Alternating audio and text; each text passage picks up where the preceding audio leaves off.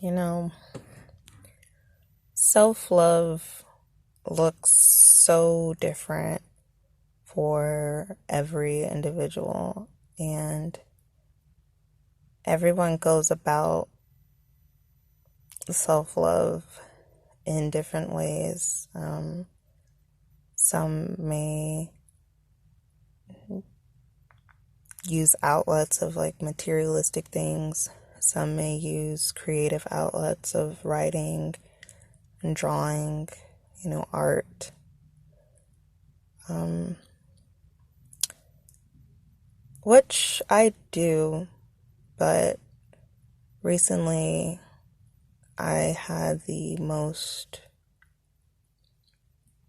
revealing um, method, I suppose you could say, or experience. Experience is a better word of self care. Um, since the semester began, I've gone through a lot of things emotionally, spiraling from school and my academics, from me not truly having a concrete vision for what I want to do after graduation, from me and my love life and relationships, and also just in my friendships as well. Um, and I've noticed within all of these realms of my life, I have a lot of emotional triggers of insecurities. And, the other day, I had a meltdown and I was crying, bawling my eyes out, and just releasing all of my frustration, um, all of my emotions, really. And as I was sitting there crying, I couldn't help but to think in the back of my mind, like, I'm holding my head down, crying. And when you're holding your head down, just in regular, um, everyday life, when you hold your head down, it shows like you don't have confidence in yourself. And so, in the back of my mind, as I was crying, and realizing that I was crying with my head down, I realized that I was ashamed of my most vulnerable self, as insecure as it is, as emotionally out of whack as it is. And something just came upon me to go look in the mirror. And I know that sounds like, who cries and looks at themselves in the mirror? That's fucking weird. But for me, it was just like I was motivated subconsciously to just look at myself in the mirror. And it took me a minute just to get the courage to look at myself in the mirror. Um, but I finally did, and the person looking back at me wasn't the person that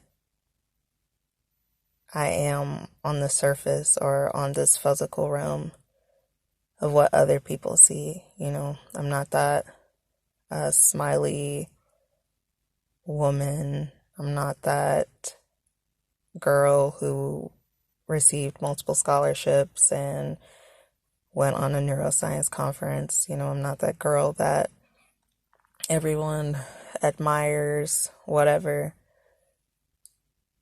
I saw a little girl with red shot eyes, tears rolling down her face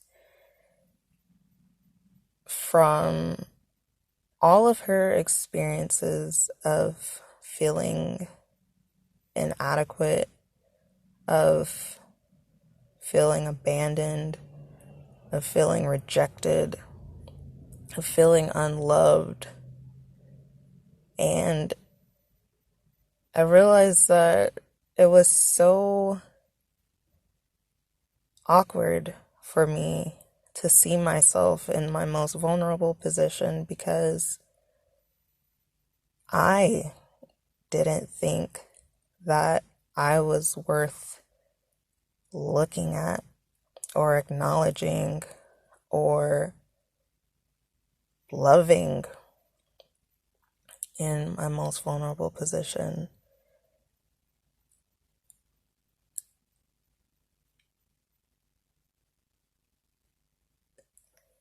So I sat there trying to gather up just enough strength to continue to look at myself. And I mean, really just look at myself and not only accept who I am at such a vulnerable state, but to literally say to myself that I love you. And with that experience, it taught me a different way of self-care and self-love. And it was physically looking at myself at my lowest state with every broken piece of me exposed in physical form through tears and snotty nose and all of that.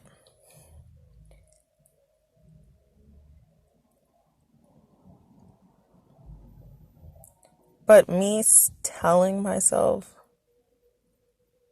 that regardless of your flaws or what seems as flaws, regardless of your brokenness, regardless of whether or not you think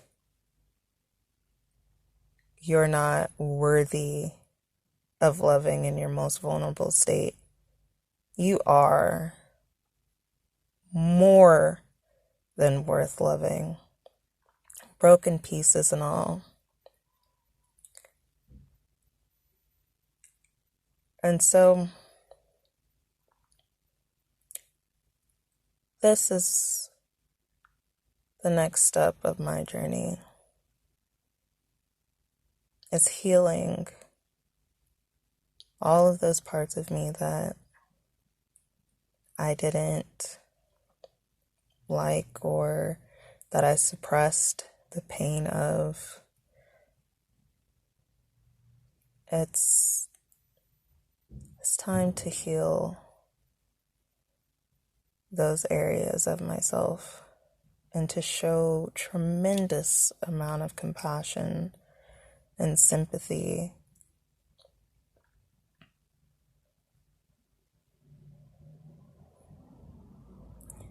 So cheers to everyone on their self-love journey.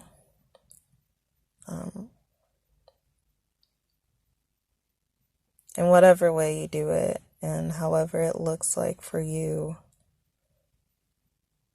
I pray that you see yourself as the most wonderful, loving human being you have ever known yourself to be.